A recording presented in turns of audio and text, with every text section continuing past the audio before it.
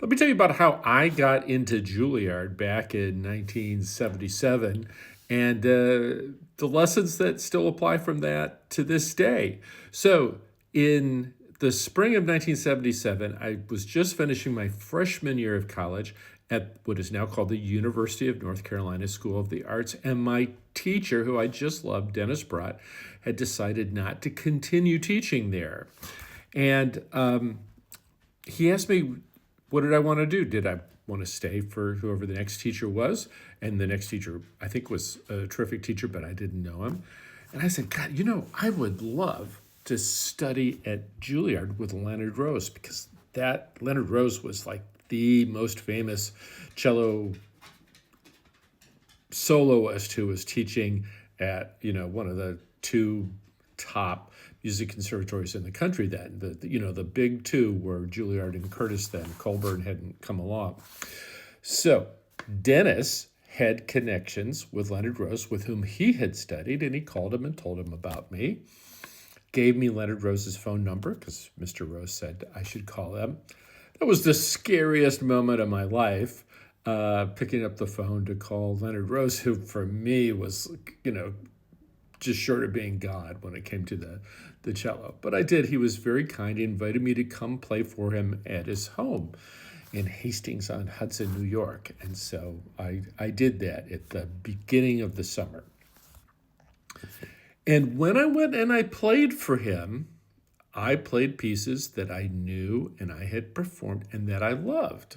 Now, it was pretty natural for me to do that. So I had won the concerto competition at the North Carolina School for the Arts with the Sansol Concerto and played it with the orchestra. And I had first learned that concerto when I was like 14 or 15 years old, and then I'd relearned it. I also was madly in love at that time with the Prokofiev Sonata, and I also was playing the Bach D minor suite. So when Mr. Rose asked me what I wanted to play, I started with the Prokofiev Sonata. It really surprised him, but I had such passion for it.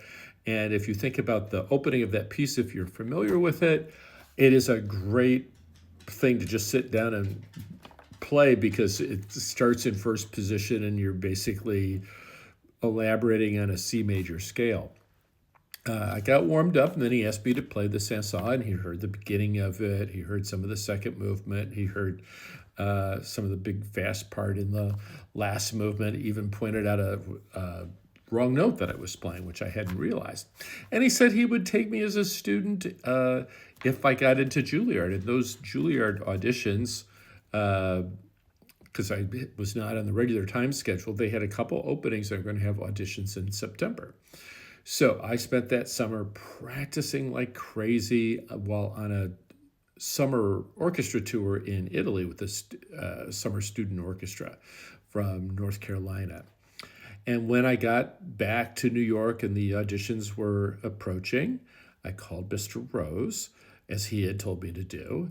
And he said to make sure I practiced really a lot. He practiced my rear end off. He put it a little bit more colorfully than that, on the thing I was going to start with. Because your opening in an audition is what really makes that first and strongest impression with the committee. So I did, and I went to Juilliard on the day of the audition. I met with the pianist that the school was providing. We rehearsed the Sansol Concerto, and I went in, I played, and it went really well. One of the reasons that it went really well, here it was September, and the previous April, I think I'd performed it with an orchestra. So, it was really part of me. And as one of my colleagues said, it had time to sit for a while, to germinate inside me. And then they asked me to play the Prelude of the Bach D minor suite. My teacher, Dennis, had told me if I needed to kind of gather myself after the first piece, to take a deep breath and exhale and even if necessary, to tie my shoe to give myself a little bit of time. So I took my deep breath. I exhaled. And Mr. Rose interrupted and said, "That's very good. I can't tell you how many times I've done that myself on a concert stage." So at this point, I knew that Mr. Rose was definitely my ally as we were going through the audition. So I played the Bach. I don't remember if they had me play anything else. I think it was just those two things. And I left the room, and then Mr. Rose came out into the hallway and congratulated me on my playing, shook my hand, and said, "We're going to make a cellist out of you." So here's the lessons that I've taken away from that. First of all, I've been playing the pieces that I played in that audition for a long time. I had them memorized for a long time. They were the pieces that not only did I play the best, but I was and still am passionately in love with those pieces. Now, I didn't try to play the Saint-Saëns concerto like Leonard Rose. I wasn't trying to play pieces like any of the other members of the jury who would have included Harvey Shapiro and Lauren Monroe and Klaus Adam, who were the main cello teachers at Juilliard at that time. I just played like me. And I think that is an important thing in auditions, that you play like you. The people on a committee are not looking for junior carbon copies of their middle-aged or older selves. They're looking for your current level of technique. They're looking to see how much you can bring a piece to performance level. What is it like when you're playing something that you can play and you're playing your best?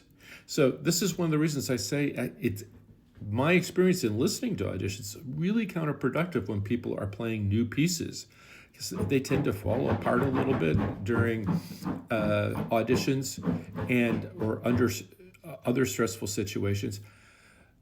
We want to hear how well you can play something. And we want to feel that love and that musical voice that you have. And then almost everybody needs to have their technique redone, or it's going to get redone to match that of your teacher. That's fine. And your teachers are going to show you their own interpretive ideas, and that's fine. They're not. I just see this too often when kids are really worried to do something that is their idea, thinking that they might not get into the school because the teacher doesn't like it. We hear ideas we don't agree with all the time, but what is wonderful is that there is an idea, that the student has something to say, so to speak. And I'll say this again, more than anything else, that we sense the love for music, the love for the instrument, and the dedication to playing something as well as you can play it. So, play pieces that you play well. Play the most advanced pieces that you play well, that you have internalized, and that you love. And let that carry the day. Trust the process. Trust yourself.